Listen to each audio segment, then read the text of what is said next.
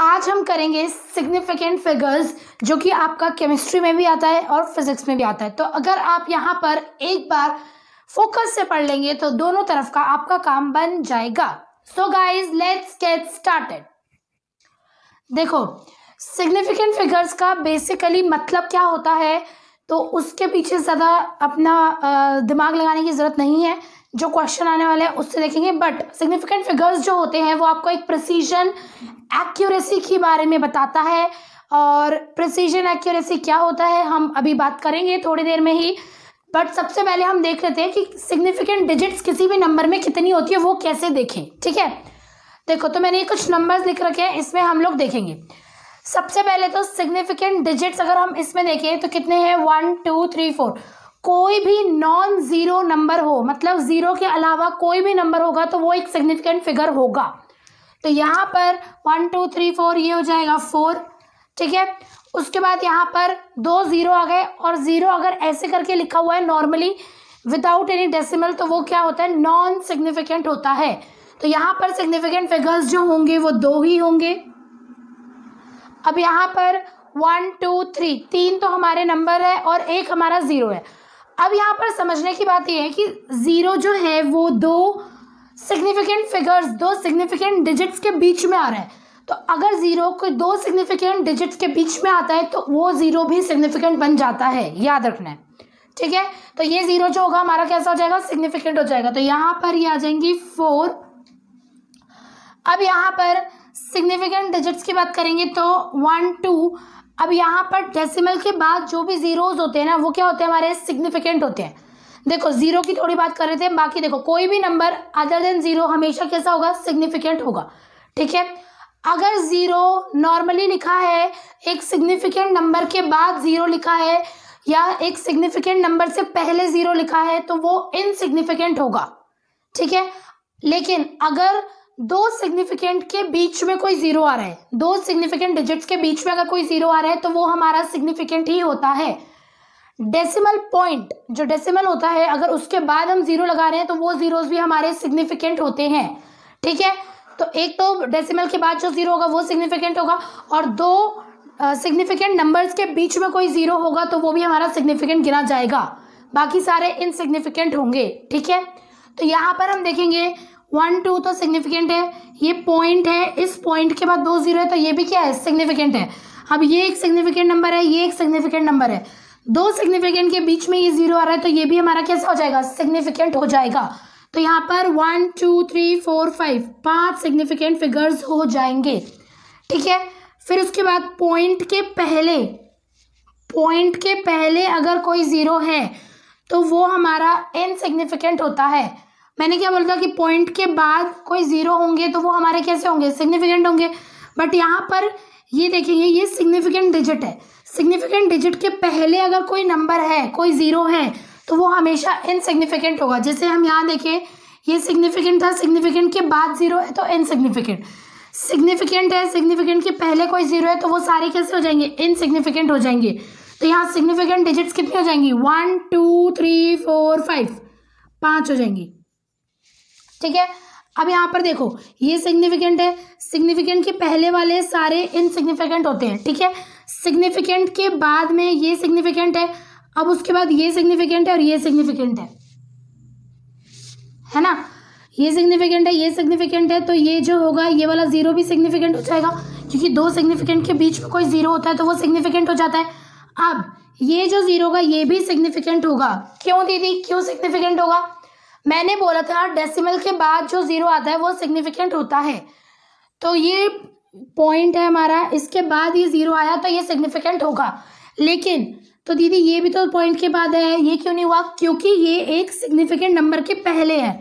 Significant number जो है, जो कि नॉन जीरो है, उसके पहले अगर कोई भी जीरो आ रहा है, चाहे वो डेसिमल के बाद भी क्यों ना हो, लेकिन वो हमेशा इनसिग्निफिकेंट ही होगा। लेकिन यहाँ पर हम देखें तो ये डेसिमल के बाद आ रहा है, डेसिमल के बाद आ रहा है ये जीरो, और ये सिग्निफिकेंट डिजिट के बाद आ रहा है वो जीरो। तो सिग्निफिकेंट नंबर के बाद अगर डेसिमल पॉइंट है, देखो डेसिमल की कंडीशन में तुम्हें क्या देखना है, अगर हमारे पास डेसिमल है तो डेसिमल में 2 कंडीशन होंगी, या फिर तो before significant number, before significant number और एक होता है आफ्टर सिग्निफिकेंट नंबर।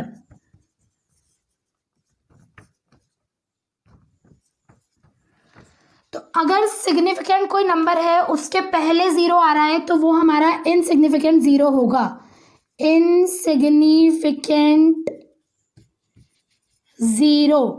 लेकिन अगर कोई सिग्निफिकेंट नंबर है उसके बाद जीरो आ रहा है तो वो हमारा सिग्निफिकेंट होगा, सिग्निफिकेंट।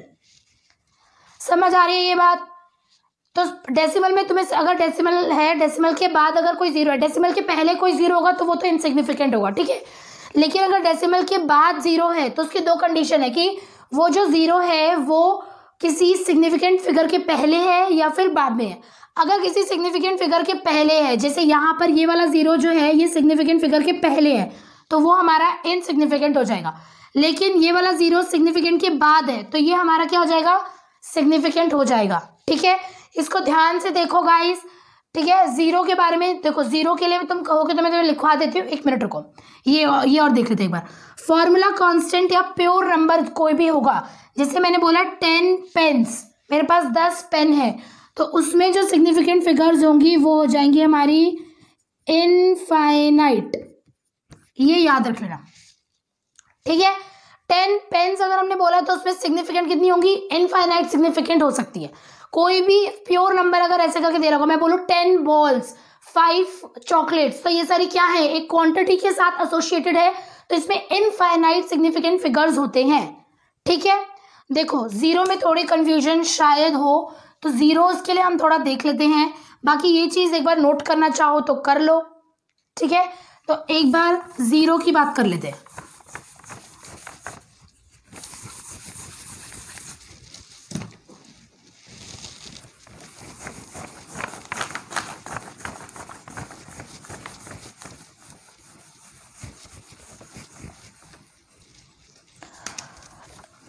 जीरो की हम बात कर रहे हैं, जीरो की सिग्निफिकेंस की।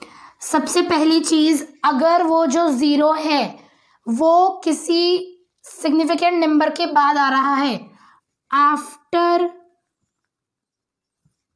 सिग्निफिकेंट नंबर, तो वो जीरो हमारा इनसिग्निफिकेंट होगा।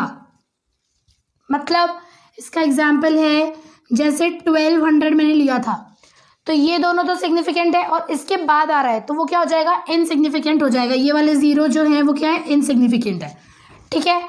इसमें सिग्निफिकेंट नंबर जो है वो है 2। फिर दूसरे पॉइंट की बात करेंगे। अब हम बात कर रहे हैं कि अगर zero before decimal point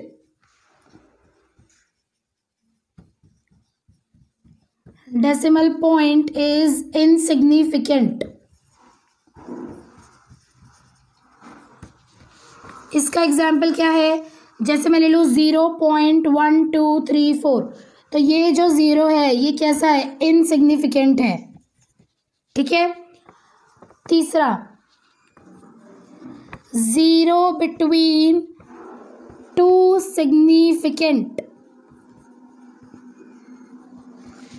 number is always significant। जैसे 1204, तो ये वाला जो जीरो है ये हमारा क्या है, सिग्निफिकेंट है, ये वाला जीरो, ठीक है। उसके बाद हमने देख लिया जीरो बिफोर डेसिमल पॉइंट अगर आ रहा हो, जीरो आफ्टर डेसिमल पॉइंट,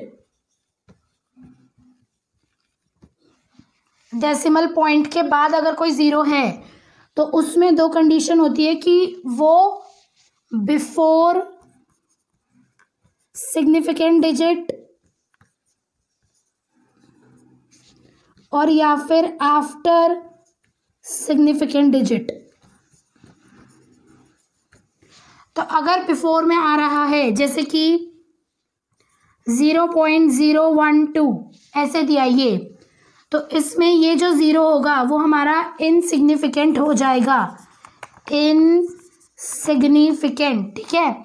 लेकिन अगर ये आफ्टर में दिया है जैसे 0.120 अगर ये है तो ये जो 0 होगा ये हमारा अब चला जाएगा सिग्निफिकेंट में। ठीक है गाइस, तो इसको एक बार नोट कर लो, ध्यान से एनालाइज करो, हो जाएगा। ठीक है, चलो अब हम बात करेंगे राउंड ऑफ। किसी भी चीज को राउंड ऑफ कैसे करते हैं वो बात करेंगे। तो राउंड ऑफ की अगर मैं बात करूं तो देखो, जैसे मैंने बोला कि मुझे 3 सिग्निफिकेंट फिगर्स में आंसर चाहिए। ये जो नंबर है इसको 3 सिग्निफिकेंट फिगर्स में करो। तो देखो 1 2 3, 3 सिग्निफिकेंट फिगर तो 4 पर खत्म हो जाएंगे, तो मतलब इन सबको हटाना है हमें। तो हम क्या करेंगे, हम 2 को देखेंगे, ये नंबर को 2 को देखेंगे, जितने सिग्निफिकेंट फिगर्स चाहिए उसके नेक्स्ट नंबर तक देखेंगे। जैसे मैं बोल रही हूँ कि 3 सिग्निफिकेंट फिगर्स में सबके आंसर चाहिए, तो 3 सिग्निफिकेंट फिगर में चाहिए अप टू 3 सिग्निफिकेंट फिगर। चलो अप टू 3 सिग्निफिकेंट, 3 सिग्निफिकेंट में चाहिए तो मैं यहां तक देखूंगी। ये जो नंबर है ये क्या है, 2। अगर कोई भी नंबर 5 से छोटा होता है तो ये वाला जो नंबर है इसको एज इट इज वैसे ही लिख देंगे। मतलब क्या है, इसको हम लिख सकते हैं 12.4। क्यों लिख सकते हैं, क्योंकि 5 बड़ा होता है 2 से। ये 2 जो है इसके नेक्स्ट वाला ये जो है ये छोटा नंबर है 5 से। अगर 5 से छोटा नंबर होगा तो फिर वो जो इसके पहले वाला नंबर है वो एज इट इज लिखा जाएगा। लेकिन अब मैं 3 में आंसर करना है तो 3 तो यहीं तक हो जाएंगे, इसके नेक्स्ट वाले को देखेंगे। 6 जो है वो 5 से बड़ा है, तो जब भी 5 से बड़ा वाला नंबर होगा तो उसके पहले वाले नंबर में 1 प्लस कर देंगे, मतलब 12.5 लिख देंगे, क्योंकि जो 6 है वो बड़ा है 5 से। ये 12.4 था, ये 6 5 से बड़ा है, तो इसीलिए इसमें हमने 4 + 1 कर देते हैं ऐसे इनको हटाने के लिए। ठीक है, अगर 5 से छोटा नंबर है तो वो उसके पहले वाला नंबर, इसके पहले वाला नंबर एज इट इज लिखा जाएगा। लेकिन अगर 5 से बड़ा नंबर है, जैसे ये 6 है, 5 से बड़ा नंबर है, तो इसमें +1 कर देंगे इसके पहले वाले नंबर में। ठीक है, तो ये ऐसे लिखा जाएगा। लेकिन अब अगर 5 ही है, जैसे ये 5 है, 3 सिग्निफिकेंट फिगर्स में आंसर करना है तो 4 तक हम देखेंगे। जितने, मान लो मैं तुम्हें बोलूँ 2 सिग्निफिकेंट फिगर्स में तुझे आंसर देना है तो तुम 3 सिग्निफिकेंट फिगर्स को तुम 3 नंबर्स को देखोगे। ठीक है, तो अभी हम देख रहे हैं कि 3 सिग्निफिकेंट फिगर्स में आंसर देना है, तो मतलब हम 4 को देखेंगे, 1 2 3 4 यहाँ तक देखेंगे। इससे आगे से हमें अभी कोई मतलब नहीं है क्योंकि हम राउंड ऑफ कर रहे हैं। ठीक है, तो ये 5 है। अब 5 अगर है तो इसके पहले वाला नंबर देखो, पहले वाला नंबर क्या है, 4। 4 हमारा ऑड नंबर है या इवन नंबर है, इवन नंबर है, तो जब भी इवन नंबर होगा तो वो एज इट इज लिखा जाएगा। 4 इज इवन, 4 जो है वो इवन नंबर है, इसीलिए इसको एज इट इज लिखा गया। लेकिन अब अगर ये 5 यहाँ पर है, वापस से 4 सिग्निफिकेंट फिगर देखेंगे, यहाँ पर क्या है, 5 दिया हुआ है, तो अगर अब 5 यहाँ पर है तो 7 एक ऑड नंबर है, तो हम इसको लिख देंगे 12.8। क्यों, क्योंकि 7 एक ऑड नंबर है, और जब भी ऑड नंबर होता है तो ऑड नंबर के केस में +1 करना होता है। ठीक है, जब भी ऑड नंबर होगा तो ऑड नंबर के केस में क्या करना पड़ेगा, +1 करना होगा। उसके बाद अब यहाँ देखेंगे तो 1 2 3 4 कितने सिग्निफिकेंट फिगर्स है, 3 सिग्निफिकेंट फिगर्स में आंसर करना है, तो हम 4 को देख लेंगे। अब यहाँ पर ये क्या है, 5। ठीक है, तो इससे पहले वाला नंबर देखेंगे, जब भी 5 होगा ना तो आपको उससे पहले वाला नंबर चेक करना है कि वो ऑड है या इवन है। तो इससे पहला वाला नंबर क्या है, 5, तो 5 क्या है, एक ऑड नंबर है, तो इसको हम लिख सकते हैं 12.6। क्यों, क्योंकि 5 एक ऑड नंबर है, ऑड नंबर में +1 करना होता है। इतनी बात समझ आई गाइस? ठीक है, तो यही बस बेसिक फंडे हैं। देखो, मैं तुम्हें थ्योरी के हिसाब से नहीं करा रही, मैं तुम्हें ये क्वेश्चंस के बेसिस पे बता रही हूँ, जिससे कि तुम्हें पता चल जाए। यहाँ पर तुम्हें दिख रहा होगा, ये देखो कि थ्योरी आ रही है। थ्योरी में क्या होता है कि समझ नहीं आती चीज़ें, लेकिन जब न्यूमेरिकल से समझते हैं तो वो समझ आ जाती है, इसीलिए मैंने इस फॉर्म में करवाया।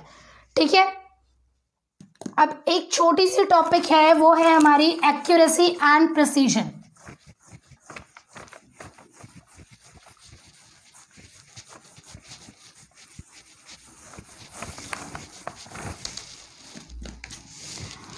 हम पढ़ रहे हैं accuracy and precision. Precision. Accuracy और प्रेसिजन क्या होता है कि तुम लोगों ने वो गेम खेला होगा, एक टारगेट सा होता है, ठीक है, एक टारगेट होता है और उस पर ऐसे करके निशाना लगाते हैं कुछ इस तरीके से। ये एक बोर्ड होता है, टारगेट बोर्ड, और हमें यहाँ पर कहीं निशाना लगाना है, ऐसे करके मारते हैं, यूं, पता है ना। तो देखो, एक तो है यहाँ पर, इसको नाम दे देते हैं ए, एक है यहाँ पर बी, और एक है यहाँ पर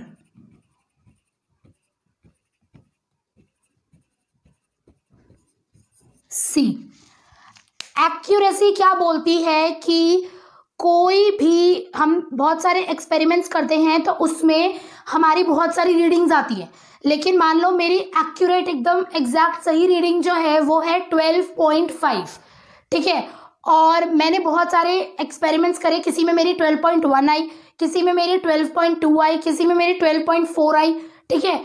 तो इन सब में से सबसे एक्यूरेट वैल्यू कौन सी है? तो जो वैल्यू हमारी ट्रू वैल्यू के सबसे पास होगी वो वैल्यू सबसे ज्यादा एक्यूरेट है, ठीक है।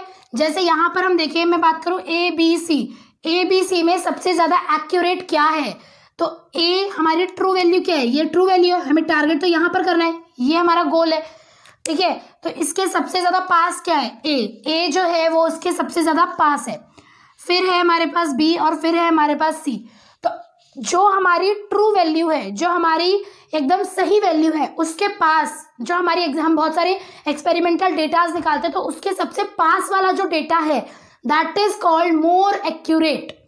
तो अगर मैं यहाँ पर एक्यूरेट की बात करूं तो एक्यूरेट कौन होगा? सबसे ज्यादा ए, फिर बी और फिर सी।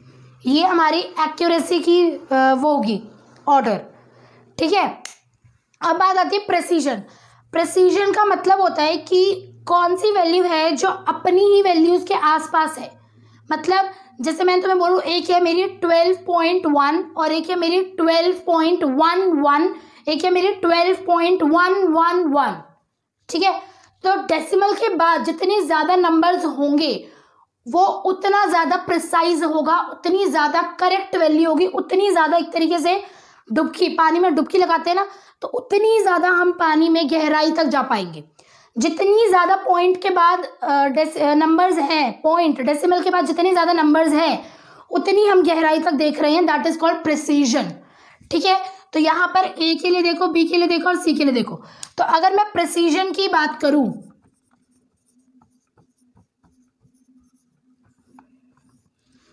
अगर मैं प्रिसीजन की बात करूं तो ये देखो, यहाँ पर सी का प्रिसीजन सबसे ज्यादा है, सबसे ज्यादा गहराई तक सी है, डॉटेड सबसे ज्यादा वो है ना, तो सी सबसे ज्यादा प्रिसाइज है। तो सी सबसे ज्यादा है, फिर ए है और फिर हमारा बी है। बी देखो थोड़े तीन ही है उसके दो। तो ये बात समझ पा रहे हो? तो इसी को मैं एक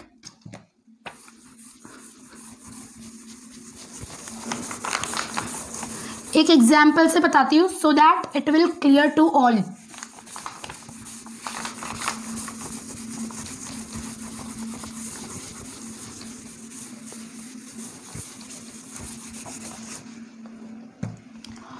सपोज जो हमारी करेक्ट रीडिंग है वो है 12.2 और जो एक्सपेरिमेंटल डेटा है, एक्सपेरिमेंटल डेटा जो है उसमें एक वैल्यू आ रही है 12.1, एक आ रही है 12.0, एक आ रही है 10.1, एक आ रही है 12.125,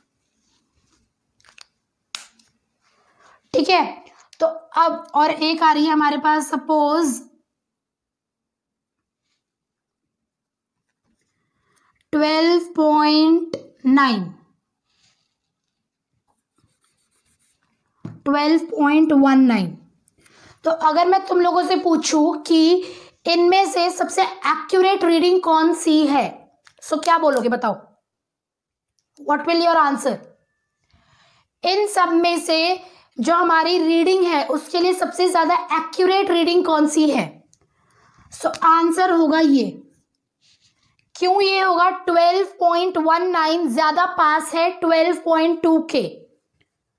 ठीक है, लेकिन अगर मैं तुमसे पूछूं कि ज्यादा प्रिसाइज रीडिंग कौन सी है, तो सबसे ज्यादा ये हमारी एक्यूरेट होगी, और ये जो होगी ये प्रिसाइज होगी। प्रिसाइज क्यों? क्योंकि यहाँ डेसिमल के बाद सिर्फ 2 पॉइंट तक ही दे पा रहे हो, 2 ही डुबकी लगा पा रहे हो, लेकिन यहाँ पर 3 तक डुबकी लगा पा रहे हो, तो डुबकी ज्यादा लगा पा रहे, ज्यादा डीप तक जा पा रहे। तो अगर ज्यादा डीप तक जा पाएंगे तभी तो पानी देख पाएंगे कि साफ है कि खराब है, तभी तो हम रीडिंग को एनालाइज कर पाएंगे। ठीक है, तो यहाँ डुबकी यहाँ ज्यादा है, पॉइंट के बाद नंबर ज्यादा है, इसीलिए ये ज्यादा प्रिसाइज है, और ये 12.2 के ज्यादा क्लोज है, इसीलिए ये ज्यादा एक्यूरेट है। ठीक है, अब एक क्वेश्चन ये भी आता है कि 10.001, 10.156 इन दोनों में से ज्यादा प्रिसाइज कौन है? ये ज्यादा प्रिसाइज है या ये वाला ज्यादा प्रिसाइज है? तो प्रिसाइज का मतलब होता है, एक तो वो पॉइंट के बाद कितना बता रहे हैं, तो पॉइंट के बाद ये भी 3 बता रहा है, ये भी 3 बता रहा है, लेकिन ये पॉइंट के बाद जो इसकी वैल्यूज है वो आपस में मतलब पास पास है वैल्यूज, लेकिन इसकी जो वैल्यूज हैं ये 156 दूर दूर हो गई। तो इसका मतलब ये है कि ज्यादा प्रिसाइज जो है ये है मोस्ट प्रिसाइज। देखो होता क्या है कि मान लो कि एक मैंने कोई डेटा निकाला, अगर हमारे एरर्स ज्यादा होते हैं, मिस्टेक ज्यादा होती हैं, तो चीजें थोड़ी रैंडम सी हो जाती है, लेकिन जब हम सिस्टमैटिक तरीके से जाते हैं तो चीजें ऑर्गेनाइज्ड वे में होती है। तो वही यहाँ चीज है, ये इतने ज्यादा दूर दूर, इनके बीच में डिफरेंस ज्यादा है, ये हमें क्या दिखाता है कि ये डिसऑर्डर्ड है, लेकिन यहाँ पर ये थोड़े पास पास है, इसका मतलब ये है कि ये सिस्टमैटिक है, ये ज्यादा प्रिसाइज है, ज्यादा करेक्ट है। ठीक है, तो कुछ इस तरीके से क्वेश्चंस आते हैं गाइस। और तो अब हमारा ये वाला टॉपिक फिनिश हुआ, सिग्निफिकेंट फिगर्स। अब मैं नेक्स्ट वीडियो में आपको कराऊंगी errors. So guys stay tuned with me and thank you, bye bye.